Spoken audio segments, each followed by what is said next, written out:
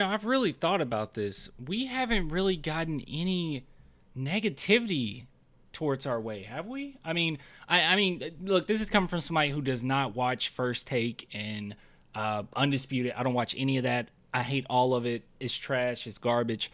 But guys, I don't really think, at least me paying attention to the YouTube sphere, anyone be negative about the Spurs. The only people that I've seen be negative towards the Spurs are Spurs fans, which I guess Spurs fans would be the most skeptical technically, but man, we've been getting nothing but love. Just nothing but unadulterated love. Hopefully I said that right. I don't know. That sounded kind of weird.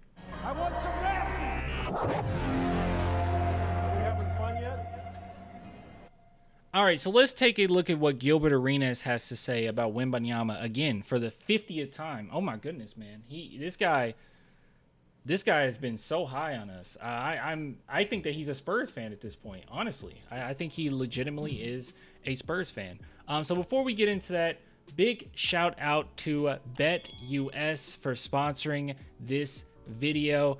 So I showed you guys this before, but with this Dallas Mavericks and Minnesota Timberwolves game, I'm vibing with the Dallas Mavericks, at least for this first game, just to take out the Timberwolves. But I think overall, I can see the Timberwolves taking over this series, maybe even pretty convincingly. It's going to be a lot on Luka, especially with that injury that he's been dealing with. And, you know, they even saying like, oh, we would have sat him if it weren't for the playoffs. I just don't know if he's going to be able to take on all of that, especially with Edwards playing as out of his mind as he is. And it's kind of crazy because I'm starting to wonder those crazy comparisons that they throw out there. They're like, oh, he's like Michael Jordan on all this stuff. I usually don't buy into any of that. Okay, I'm not going to say that because, you know, Michael Jordan's he's the GOAT, right? Is Anthony Edwards going to be the GOAT? I don't know. But I will say this. I think he deserves a lot of love. I mean, basketball standpoint alone, I think he deserves a lot of love. And I'm really looking forward to the rivalry that will inevitably happen between the Minnesota Timberwolves and Victor Wembanyama. It's going to be a beautiful sight to see. Now, I do think Victor will be a better player than Edwards, you know, when it's all said and done. But right now, man, that dude is a killer. And I felt this way since I saw him battle against Ja Morant in the playoffs. Was it two? It might have been 2 years ago. I was like, wow, this guy is kind of serious. He's kind of scary.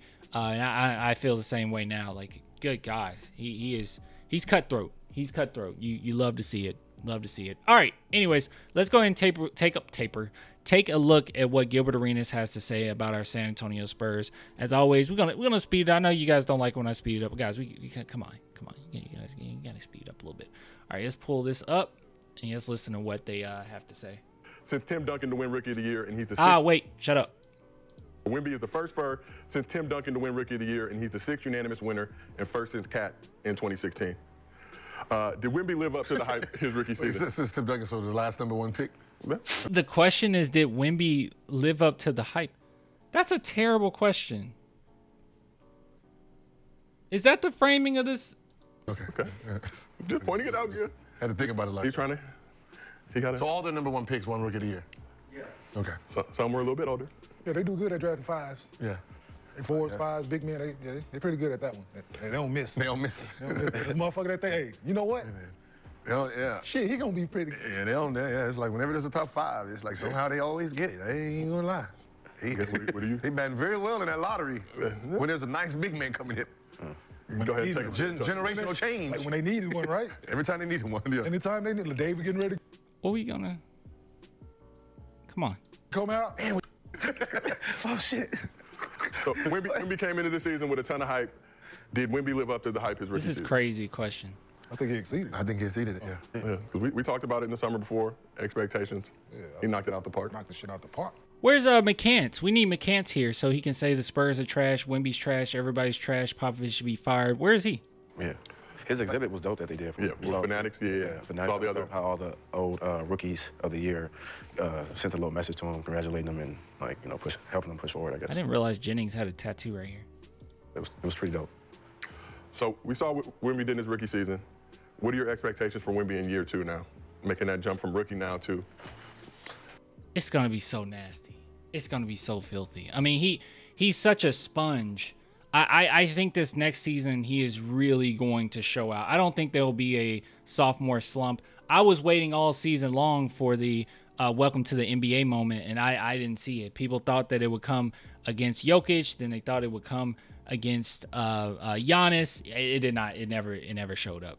I mean, to be honest, it's so hard to really understand what he is, what he has, what his capability is, because it's new, right? I mean, when he came, they showed us all the scoring and the offensive ability he had, the one-legged threes, the shimmies and all that. No one ever talked about the defensive part of it.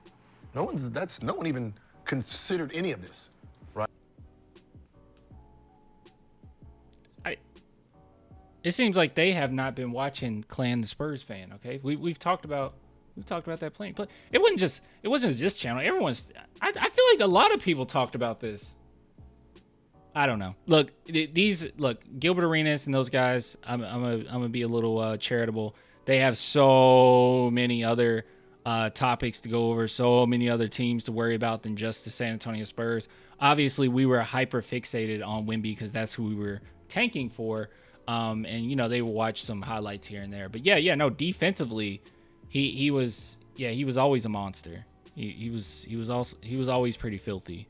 The fact that he would just take up so much space and he can guard 1 through 5. Like we've talked about this before he came to the Spurs, way before the Spurs, before we even knew we were getting him. So, right. So the fact that he is today dominating the defensive side, his offense is going to catch up. So he's going to take over. There's going to be a year where he runs the table on all accolades. I feel like most people were thinking that defensively is what he'll be able to lean on going into. Am I crazy I'm pretty sure most people believed defensively he'll be able to lean on that, and then offensive it was kind of up in the air, and he's exceeded a lot of expectations offensively.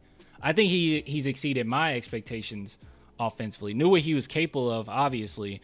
I was not expecting Wemby to get like triple teams this season.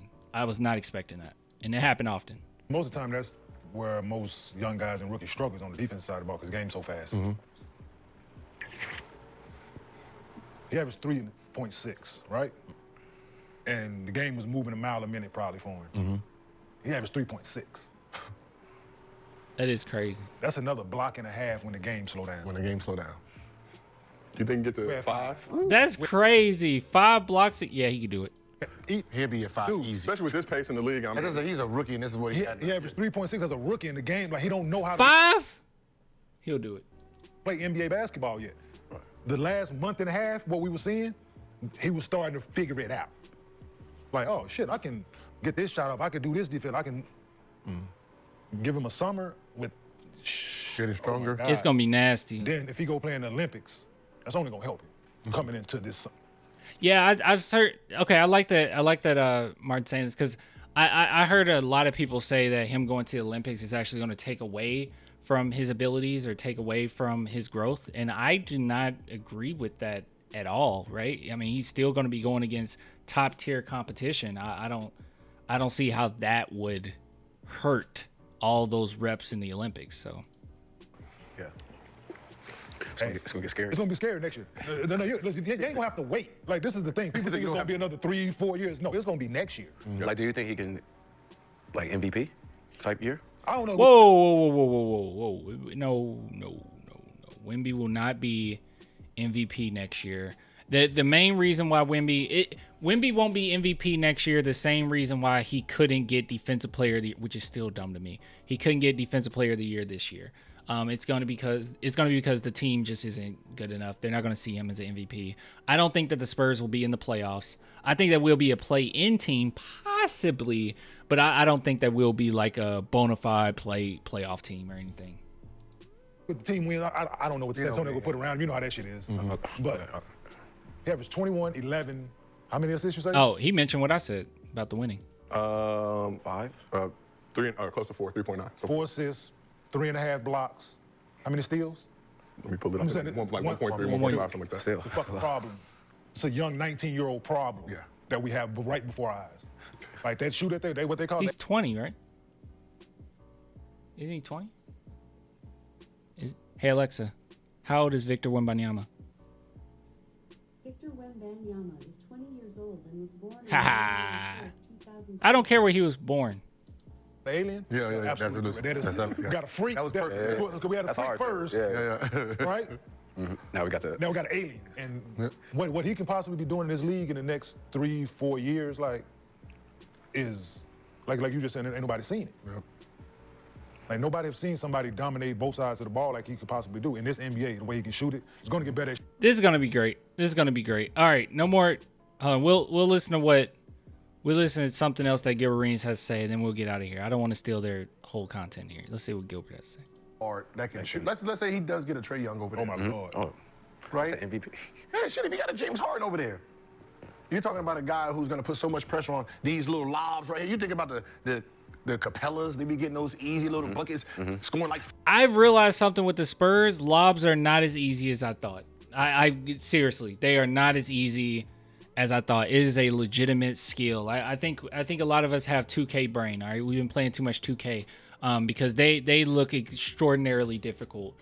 You would think every single NBA player can do them. That is not the case. I mean, they miss him all the freaking time, and when they do get a lob, sometimes it's just filthy. I mean, not filthy in a good way, filthy as in like ugly.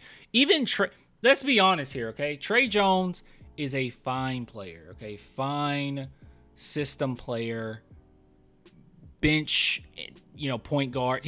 That's what he is, right? Even his lobs weren't the prettiest, and everybody praised him for lobbing. So it kind of shows how difficult it actually is to lob in the NBA. Make a perfect, beautiful lob. It's tough. 15 on little shit like that. What happens when you have a real talent who's getting those plus his own offense? Yeah. Because he getting 5 lobs a game for Trey Young. Yeah. Just say for Trey Young. He's getting at least 5 a game. And that's 10 right there. That's 10 points. Because can't nobody get to it. Nope. All you got to do, listen, he getting them up, what you going to do? Either Trey going to average 50 or... That is true, though. He really just needs a guard. He really just needs a guard who can score past the ball, because it's going to be really difficult. It's like you got to pick your poison, right? Like, pick and rolls are going to be just ridiculous. It's just not going to be fair at all. But yeah, as far as the Trey Young thing, guys, I don't know if that's... I know for a fact that the Spurs are going to inquire about it, obviously, right? They are going to ask.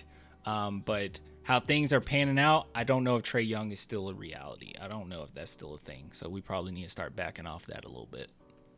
It's going to be one of the two, because he's going to be floating the shit. He's going Yeah. What's so funny is how we know Wilt scored his 100. It can be the same way.